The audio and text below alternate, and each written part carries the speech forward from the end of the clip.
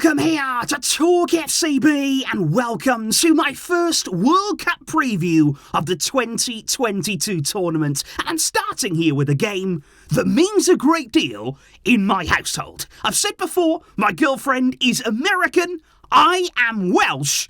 And this game matters. My household here is split firmly down the middle. And I also know, guys, a lot of you tune in on a daily basis there. Phenomenal support indeed. Many of you will be keeping a close eye on the USA this winter. And given here that it's the first night match of the World Cup on Monday there, under the lights, I think it's a really exciting game between two fascinating nations. And we are also today going to be going through some of the other fixtures on Monday. Iran versus England and Senegal versus the Netherlands. It's all coming your way as we kick off with the first preview.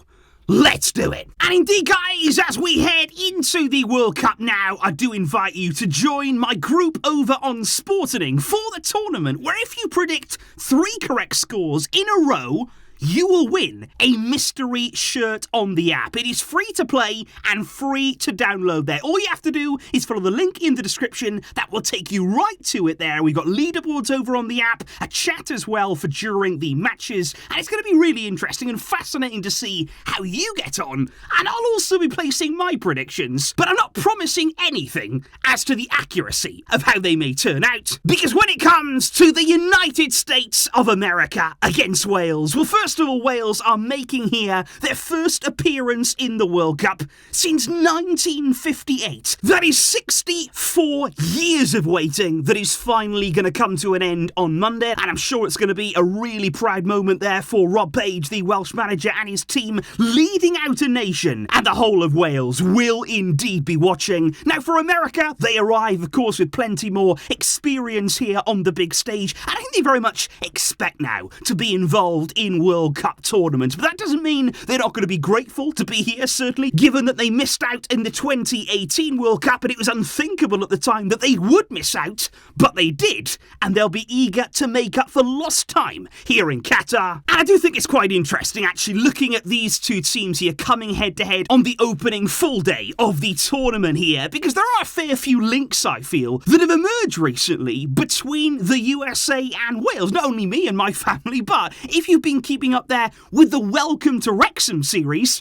you'll know all about those links there, because Philadelphia-born actor, of course, Rob McElhenney and also Ryan Reynolds bought Wrexham back in 2021. Now, Wrexham are the world's 3rd oldest club, and they're based in Wales there, North Wales, and a club that's steeped in history and heritage. And I think certainly since Rob and Ryan have gone in there at Wrexham, they've really connected with the city. And I think Wales as a whole, and that documentary has been a massive hit in America, and we've even seen Wrexham games in the FA Cup there being broadcast on American TV. I mean, that is incredible that we have seen that. And then, of course, there's Gareth Bale, who's actually gone the other way there. Cardiff-born, but now residing in Los Angeles. He made the move, of course, at the end of his time at Real Madrid to MLS now with LAFC. Now, he's only made 2 starts so far in his time there. He's been quite cautious, I feel. Didn't want to take any real risks with his fitness before the World Cup. But he's already made history there. 2 weeks ago in the MLS Cup final, LAFC versus Philadelphia Union, and LAFC were trailing 3-2, deep there into extra time. It's the 128th minute of the game.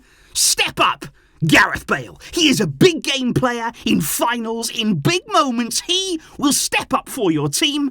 And what a moment it was. And I've got to say, guys, say what you like about the MLS there. People will often talk down about it. But that goal for me led to one of the best celebrations, best reactions I've seen all season. The emotion, the noise inside the stadium when Bale there hit that equalising goal. It really was one of those goals where the hairs on the back of your neck stand on end. And that goal alone there, which took the game to penalties, which LAFC won, and thereby won the MLS Cup. And because of that, he already has a connection with the country. And I think when you do think about Wales as a whole and their ambitions, hopes going into this tournament, a lot of it is going to come down to the fitness there and the availability of Gareth Bale. He is very much Wales' difference maker, the star of the team. But I think at times as well with Wales, it's not just about what Bale does, the goals that he may be able to score, the things that he can create, the danger, of course, that he can, but it's actually as well what he does and what his presence does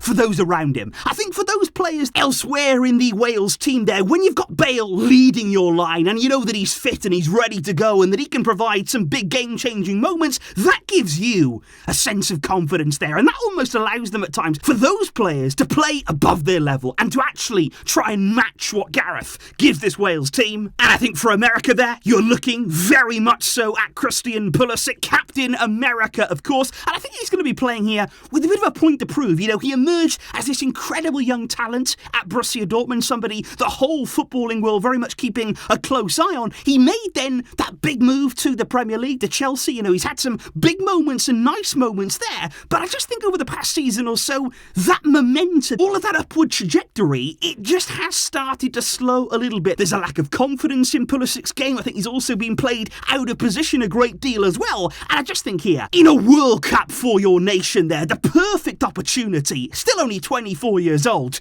to lead out his country here, to send out the perfect message and showcase the talent that he has, because there's no bigger or no better stage to do it in than the World Cup. And we spoke a few days ago as well about Serginho Dest, very similar situation there as well for him. Players here who maybe aren't feeling fully trusted or utilised at club level. Now this is a chance to come away with your country, to feel as though you're part of something there, all pulling together, a tight-knit group with your chance to show your true self. And you can play with a bit of freedom. You can play here with a clear head for your country at a World Cup. And I do think that for the USA, there's a certain amount of pressure on their shoulders, an expectation heading into this tournament. And I think it's significant because this is the last World Cup before they host it. The USA are one of the host nations for the 2026 World Cup, and I think that's why here it's important to lay some foundations. It's important here to gain experience in this tournament here for young players, and especially now thinking about this new era of USA players.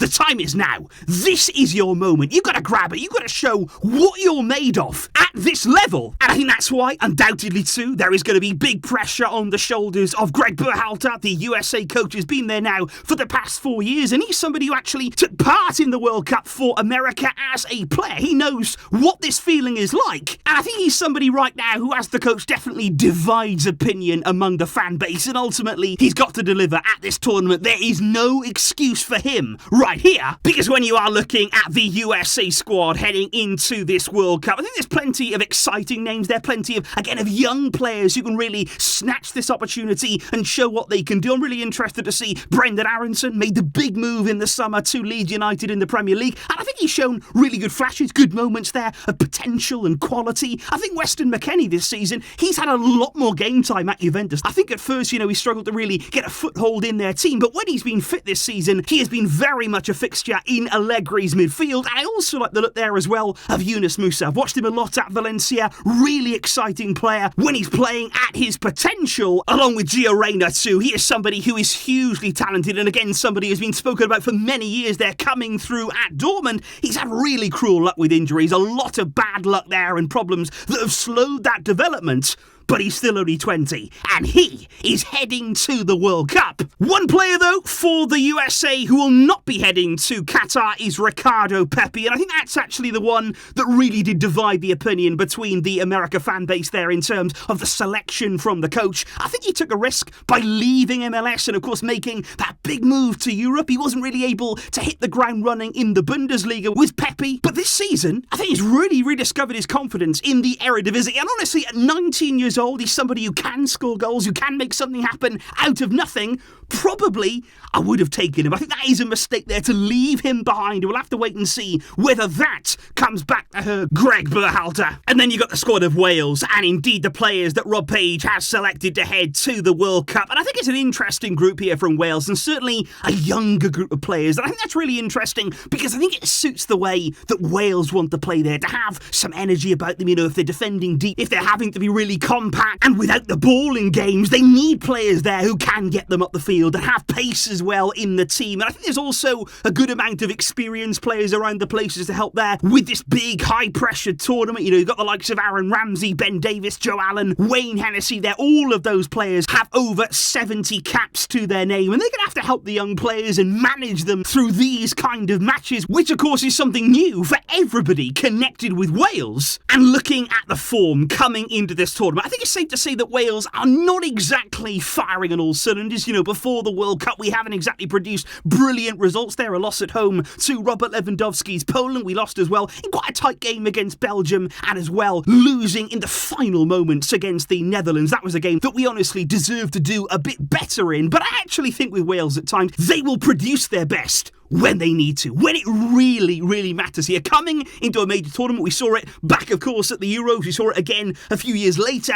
When you need that result, that performance, they will go above and beyond. And that is what we may see here at the World Cup. I think for America, it's a similar sort of story, really. It hasn't really been great form heading into the tournament. Not just about results either here, but I think performances. Many of the fans not really happy with the team, the way they're playing, and especially the attacking play as well. They didn't manage a single shot on target against Japan, and it wasn't really much better when they played there against Saudi Arabia. Certainly much to improve on there for both Wales and the USA, but I am really intrigued and very, very fascinated to see how this matchup is going to end up. And I'm excited about the game, guys. That is why here I've made a full preview for it, because genuinely I'm looking forward to it. Two nations here with a lot of emotion, big hearts on both sides, and honestly, no matter who comes out on top, America, Wales, whoever gets the win, I will be happy for both sides. Very much so. I've got a connection with both countries. I really enjoyed watching America as well at the 2014 World Cup in Brazil. I missed them when they weren't there in 2018. And I also got to say, guys, I genuinely love how the game of football, you know, or soccer, has grown in America. And I think that's something here that should be celebrated and should be encouraged here, that the game is growing and certainly more and more people are getting invested and getting excited about the game of football. And I think there's plenty to look forward to, certainly on the side of the USA. There's a lot of talent. It's certainly a team that can evolve and grow as they get more experience as well, and I would not be at all surprised to see them get some big results across major tournaments in these years to come. And for me here, guys, to actually sit down and know that I'm going to see Wales play in a World Cup, I never thought that would happen. Genuinely, guys, I've spent my whole life wondering whether I'd ever see my country at the World Cup. It's happened here. It's a very, very special feeling. I'm excited for it. We've got to enjoy these games and enjoy these moments. There's no good piling expectations on the team, saying we want this to happen, we want this, or we're hoping for this. At the end of the day, we're just going to enjoy every minute of this experience, this tournament, and I really do hope on Monday night it's a special game. But of course, guys, there are two other matches as well taking place on Monday, the first full day there of World Cup action, and England are going to be coming up against Iran in the early afternoon kickoff on Monday. And I think this for England,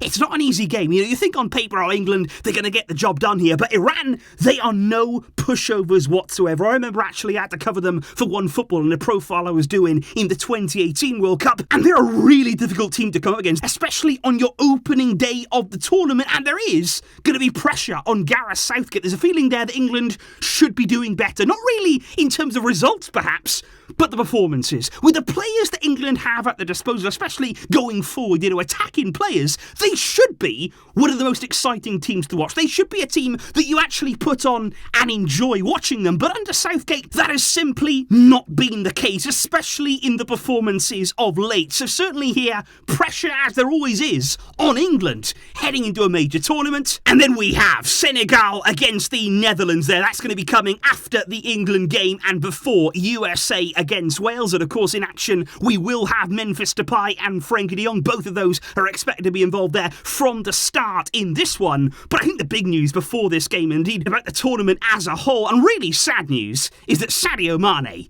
is going to miss out on the World Cup. And I think stories like this here, where a player gets injured who was so much looking forward to representing his country here, massive moment for him, massive moment for the entire Senegal, and to have Mane ruled out with an injury problem, that is such a shame. Such a really, really sad moment, and we cannot imagine how big of a blow that is, not only for him, but for certainly Senegal's hopes and ambitions at the World Cup. So it'll be interesting to see how they bounce back from that blow. But that right there, guys, is a full preview for you on America against Wales on Monday. Plenty of games coming up and plenty of exciting clashes, hopefully, that we have on the horizon. There will be more coming your way, of course, plenty more previews, plenty more reviews, and I'm going to be trying to cover plenty of nations during this tournament. I hope all of you guys are going to enjoy these games, and if your country is going to be there, if you are going to be experiencing the thrill of watching your nation at this tournament, then enjoy it, savour it, and I hope that you come out on the winning side. I will see you soon, guys, with plenty more to come. And I thank you here for watching and for all of your support. But until next time, as always, it's the World Cup.